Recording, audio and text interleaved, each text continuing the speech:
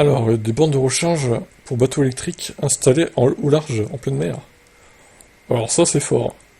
C'est au parc de Nobelwyn, localisé à 47 km des côtes de la mer du Nord belge, que cette expérience de recharge en mer a été réalisée par Parkwind.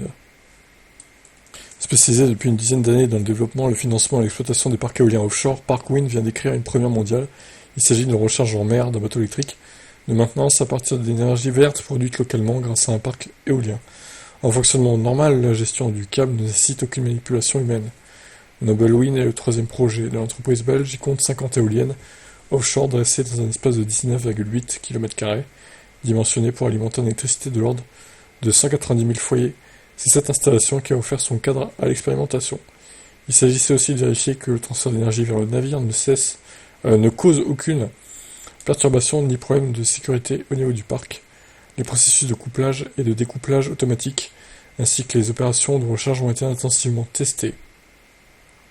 Ça change la donne pour nos navires de maintenance qui peuvent désormais accéder à l'énergie verte directement de nos éoliennes pendant qu'ils accomplissent sur place leur travail, a déclaré le responsable des opérations chez Parkwind.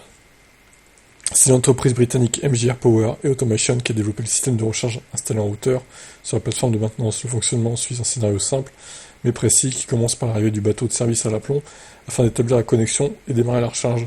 Le connecteur descend automatiquement dans une goulotte de centrage sur le navire très long. Le câble s'allonge et se replie grâce à un enrouleur équipé de divers mécanismes. Ainsi, les mouvements de la coque causés par les courants marins ne risquent pas d'arracher le système.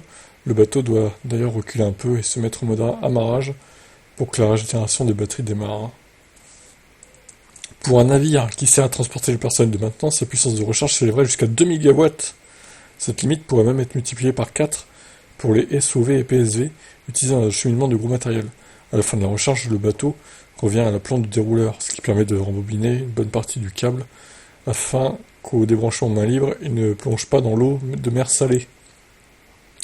Le cas a cependant été prévu avec une possible déconnexion d'urgence. Le connecteur sera alors nettoyé et séché avant une nouvelle utilisation. Putain, l'article est trop long par contre.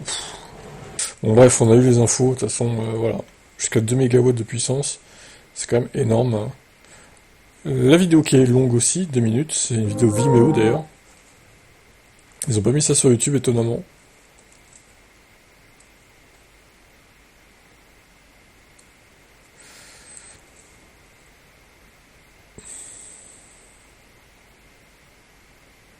Ok, bon.